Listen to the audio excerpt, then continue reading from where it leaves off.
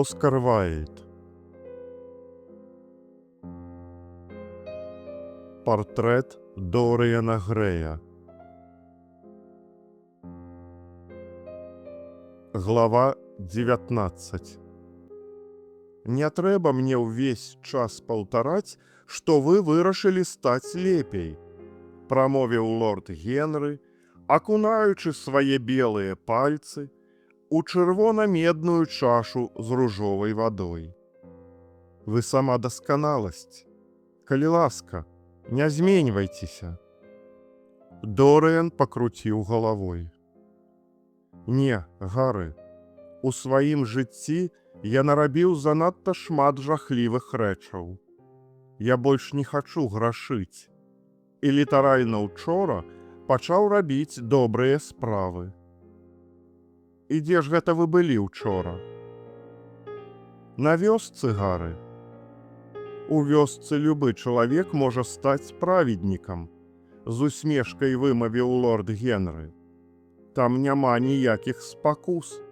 З гэтай прычыны людзей, што жывуць за горадам, не закранула цывілізацыя.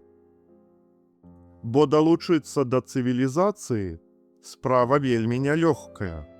Для гэтага ёсць два шляхі – культура ці разбэшчанасць. А вясковым жыхарам і тое, і другое недаступна. Вось таму яны і не развіваюцца. Культура і разбэшчанасць, паўтарыў Доріан. Я далучыўся і да таго, і да другога. І цяпер мне непрыемна думаць, што яны, аказваецца, могуць спадарожнічаць адна адной. У мяне новы ідэал, Гары.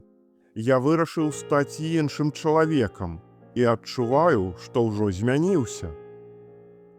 Але ж вы яшчэ не распавялі мне пра сваю добрую справу, праказаў лорд Генры, кладучы сабе на талерку невялічкую пірамідку з трускавак, пасыпаючы яе цукрам праз адмысловую лыжку з дзірачкамі. Гэта не тая гісторыя, якую можна казаць усім, але вам я раскажу. Я пашкадаваў жанчыну.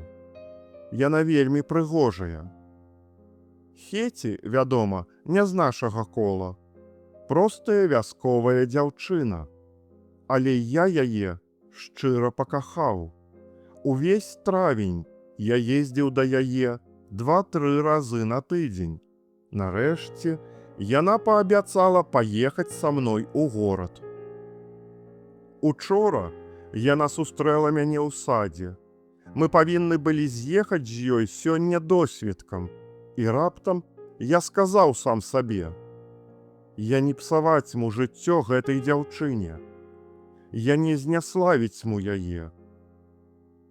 І я вырашыў пакінуць яе такой жа некранутай кветкай, якой быў сустрэў яе. Напэўна, навізна гэтага пачуцця даставіла вам сапраўдную асалоду, перабіў яго лорд Генры. А канец гэтай ідыліі я і так ведаю. Вы далі ёй добрую параду і разбілі ёй сэрца. Вось гэта і стала пачаткам вашага праведнага жыцця. Гары, вы жудасны чалавек. Вы не павінны казаць такіх брыдкіх рэчаў. Сэрца Хеці зусім не разбіта. Вядома, яна паплакала і ўсё такое. Але затое яна не аганьбавана. Яна можа жыць, як утрата, у сваім садзе сярод мяты і аксамітак. І ліць слёзы па няверным фларызелі, закончыў лорд Генры са смехам. Як шмат яшчэ ў вас наіўнасці. Вы ўважаеце, што гэтая дзяўчына зможа цяпер задаволіцца каханнем чалавека з яе асяроддзя? Бо яе выдадуць замуж за грубіяна-возчыка ці дурачка аратага. Але знаёмства з вамі і каханне да вас ужо зрабілі сваю справу. Яна пагаржаць-ме мужам і адчуваць-ме сябе няшчаснай. З іншага боку, калі б яна стала вашай палюбоўніцай, яна жыла б у грамадстве чароўных і культурных людзей. Вы б адукавалі яе, вы б зрабілі яе ідэальнай. Праз нейкі час вы б стаміліся ад яе. Яна б ушчала істэрыку. Вы б заключылі грашовае пагадненне. Пасля гэтага у яе пачалася б новая кар'ера. Не магу сказаць, што вашае вялікае самавырачэнне ёсць вялікай маральнай перамогай. Акрамя таго, адкуль вы ведаеце?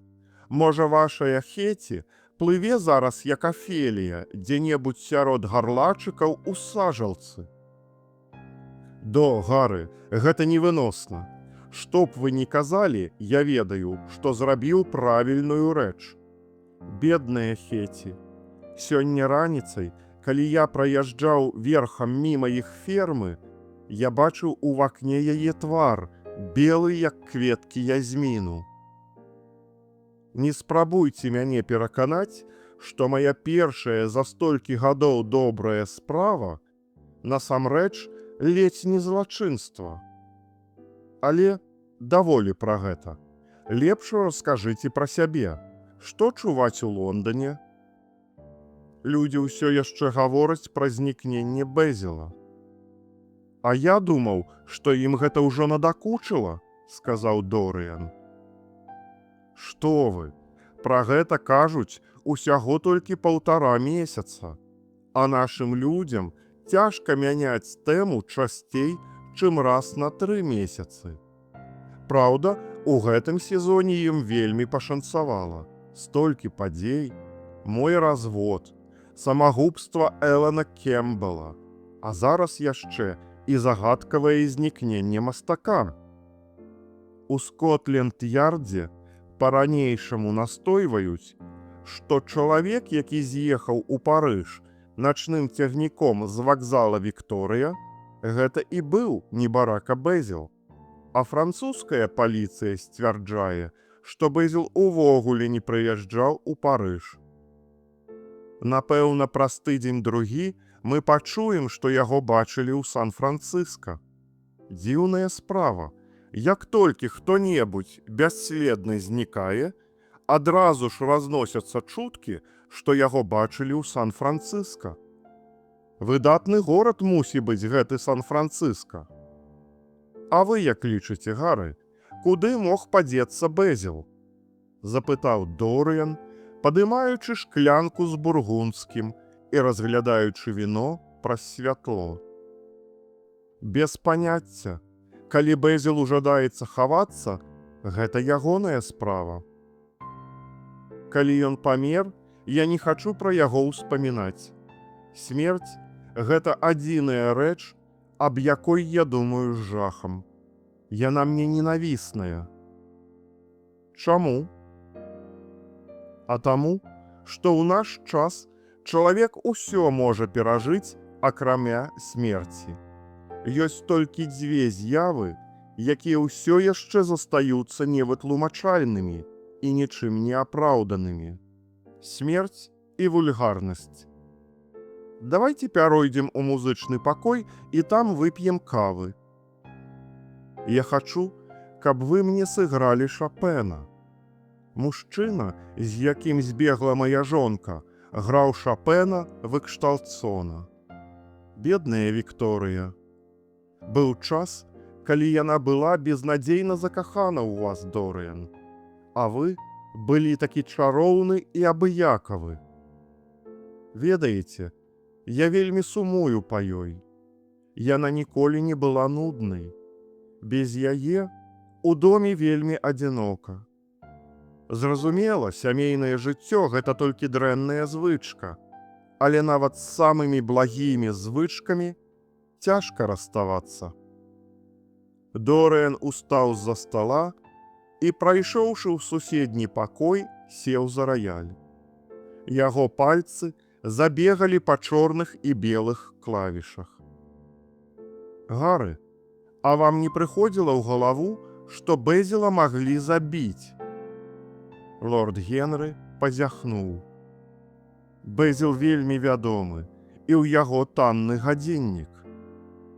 Нашто ж яго забіваць?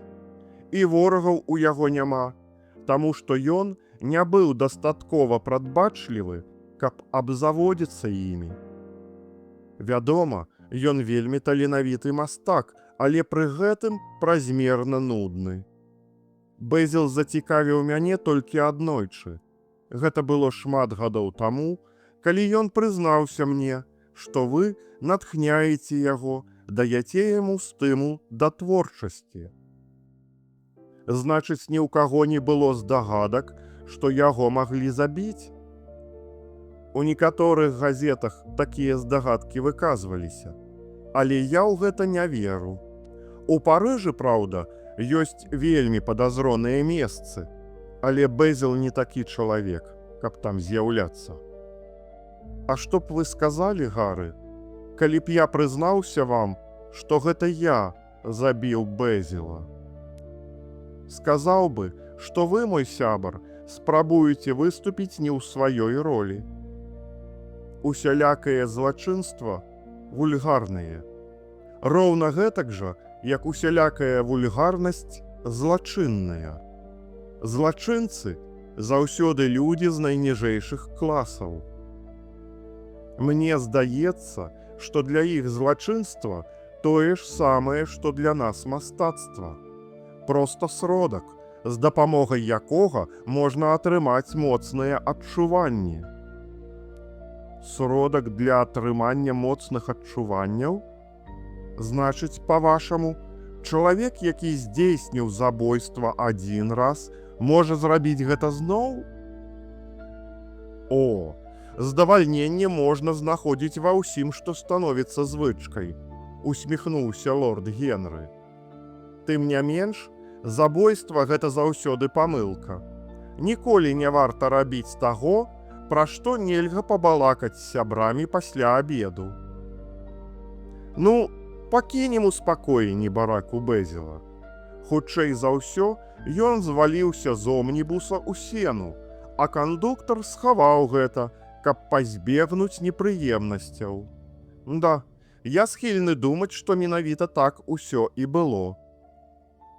І ляжыць ён зараз у каламутна-зялёных водах сены, а над ім праплываюць баржы.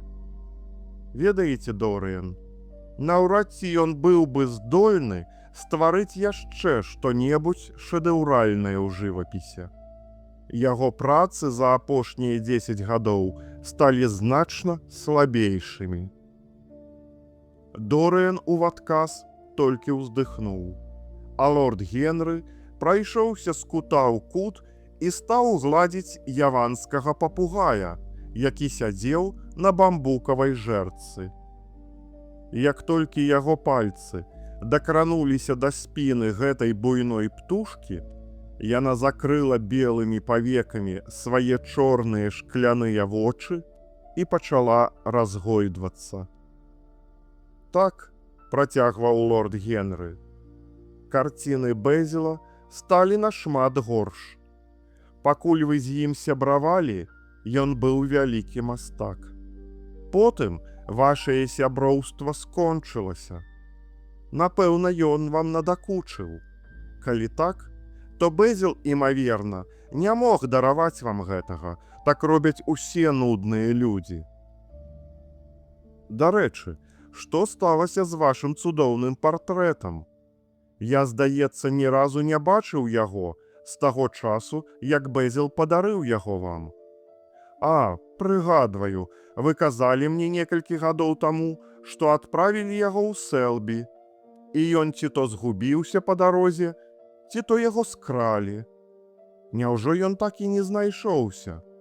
Гэта быў сапраўдны шэдэўр. Партрэт напісаны ў той час, калі талент Бэзіла быў у поўным росквіце. Пазнейшыя яго творы ўжо ўяўляюць сабой тую цікавую сумесь дрэннай працы і добрых намераў, якая ў нас дае права мастаку лічыцца тыповым прадстаўніком англійскай школы. Мне гэты партрэт ніколі не падабаўся, і я шкадую, што пазіраваў для яго. Пры поглядзе на гэты партрэт мне заўсёды ўспаміналіся радкі з Гамлета. Нібыта выява смутку, бяздушнае тое аблічча. Так, менавіта такое ўражанне ён на мяне рабіў. Лорд Генры засмяяўся. Хто да жыцця ставіцца як мастак, таму мозгам служыць душа. Дорыан узяў некалькі ціхіх акордаў на раялі. Нібыта выява смутку, бяздушнае тое аблічча, паўтарыў ён. А між іншым, Дорыан, сказаў лорд Генры, які сэнс чалавеку набываць увесь свет, калі ён губляе ўласную душу? Музыка рэзка абарвалася. Чаму вы задаяце мне такое пытанне, Гары? У нядзелю я ж пацыраваў праз Гайд-парк, і там, каля мармуровай аркі, купка абадранцаў слухала нейкага вулічнага прапаведніка. Калі я праходзіў міма, ён якраз выгукнуў гэтую фразу, і мяне раптам уразіла яе драматычнасць. Гэтая ашаламляльная фраза, кінутая ў паветра, прагучала як пранізлівы істэрычны лямант. Я хацеў сказаць гэтаму прароку, што душа ёсць толькі ў мастацтва, а ў чалавека яе няма, але пабаяўся, што ён мяне не зразумее. Не кажыце так, Гары, душа ў чалавека ёсць. Яе можна купіць, прадаць, прамяняць. Яе можна атруціць або выратаваць. У кожнага з нас ёсць душа. Я ведаю гэта. Вы абсалютна ў гэтым упэўнены, Дорыан? Так, канечне. Ну, у такім выпадку вы верыце ў ілюзію. Якраз таго, у што цвёрда верыш, у рэчаіснасці не існуе. Які ў вас змрочны выгляд, Дорыан? Не будьце такім сур'ёзным. Сыграйце які-небудзь накцюрн. І падчас ігры раскажыце, як вы захавалі сваю маладосць. Вы, відавочна, ведаеце нейкі сакрэт. Я старэйшы за вас толькі на 10 гадоў, а паглядзіце, як я змяніўся. Вы ж застаяцеся нязменна чароўным.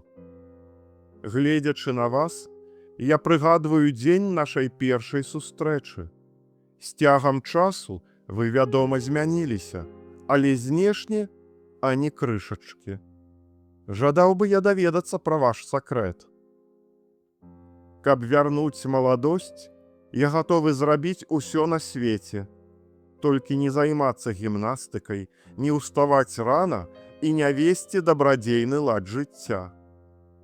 Як гэта недарэчна казаць пра нявопатнае юнацтва.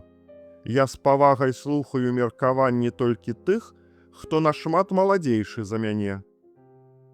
Моладзь нас апярэдзіла. А старэйшым людзям я заўсёды супярэчу. Спытайце ў іх, што яны думаюць пра нешта, што адбылося толькі учора. І яны агучаць вам меркаванні, якія панавалі ў 1820 годзе, калі людзі верылі ўвогуле ва ўсё, але ўвогуле нічога не ведалі. Які цудоўны твор вы граеце? Ён надзіва рамантычны. Такое ўражанне, што Шапен пісаў яго на маёрцы, калі мора стагнала вакол яго вілы і салёныя пырскі ляцелі ў вокны. Якое шчасце, што існуе хоць адзін від мастацтва, які сапраўды непараўнальны. Грайце, не спыняйцеся, сёння мне хочацца музыкі. Я буду ўяўляць, што вы юны Апалон, а я ваш слухач, Марсій. Ах, Дорыан, які вы шчаслівы, якое дзівоснае вашае жыццё. Вы ўсё зведалі, усім упіваліся. Жыццё нічога не паўтойвала ад вас. і вы ўсё ўспрымалі як музыку. Таму быццё вас не сапсавала. Вы ўсё той жа. Не, Гары, я ўжо не той. Не, вы ўсё той жа. Цікава, якое будзе вашае далейшае жыццё? Толькі не псуйце яго адрачэннямі. Зараз вы бездакорны. Не матайце галавой, вы і самі ведаеце, што гэта так. І акрамя таго, не падманвайце сябе, Дорыян. Жыццём кіруюць не воля і не памкненні. Нашае жыццё залежыць ад нашых нервовых валокнаў, ад павольнага развіцця клетак, у якіх утойваюцца думкі, ды ў якіх нараджаюцца мроі і страсці. Вы можаце лічыць сябе чалавекам моцным і думаць, што вам нічога не пагражае.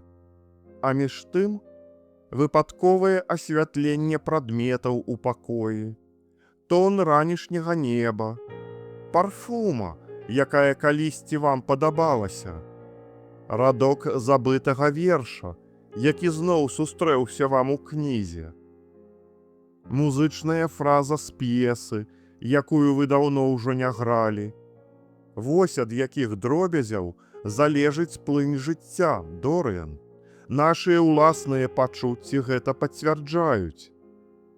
Варта мне, напрыклад, недзе пачуць духмянасць белага бэзу, і я зноў пераношуся ў адзін з самых незвычайных гадоў у сваім жыцці. Ах, калі б я мог памяняцца з вамі, Дорыян. Людзі асуджалі нас абодвух, але вас яны ўсё ж абагаўляюць. Заўсёды будуць абагаўляць. Вы той чалавек, якога наш час шукае і баіцца, што знайшоў. Я вельмі ўсцешаны, што вы ніколі нічога не тварылі. Не зляпілі ніякай статуі, не напісалі карціны, наогул не стварылі нічога па-за межамі самога сябе. Вашым мастацтвам было жыццё. Вы паклалі сябе на музыку. Дні вашага жыцця – гэта вашыя санеты. Дорыян устаў з-за раяля і правёў рукой па валасах. Так, маё жыццё было дасканалае, але жыць так я больш не жадаю. Вымавіў ён ціха. Вы ведаеце пра мяне не ўсё. Калі б вы ведалі, дык нават і вы адвярнуліся пад мяне таксама. Чаму вы спыніліся, Дорыян? Зірніце, які месяц плыве ў змрочным небе.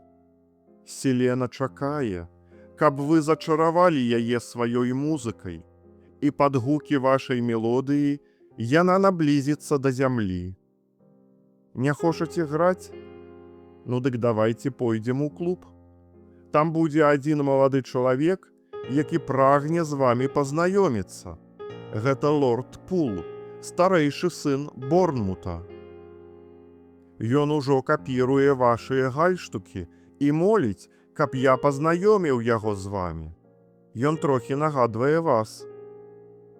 Спадзяюся, што не. Маркотна прамовіў Дорыян. Я стаміўся. Хутка 11, і я хачу легчы спаць крышку раней. Застаньцеся, Дорыян. Вы ніколі так добра не гралі, як сёння. Я яшчэ ні разу не чуў у вашым выкананні столькі экспрэсіі. Гэта таму, што я вырашыў стаць лепей, з усмешкай адказаў Дорыян. І ўжо трошкі змяніўся ў лепшы бок. Толькі ў адносінах да мяне не трэба мяняцца, Дорыян. Мы з вамі павінны заўжды заставацца сябрамі. Вы ж аднойчы атруцілі мяне кнігай. Абяцайце, што вы нікому больш яе не дасце. Гэта шкодная кніга. Дарагі мой, вы і сапраўды становіцеся маралістам. Хутка вы, як кожны, хто нядаўна раскаяўся, пачняце перасцерагаць людзей ад усіх тых грахоў, якія вам самому ўжо прыеліся. Дарэмна гэта.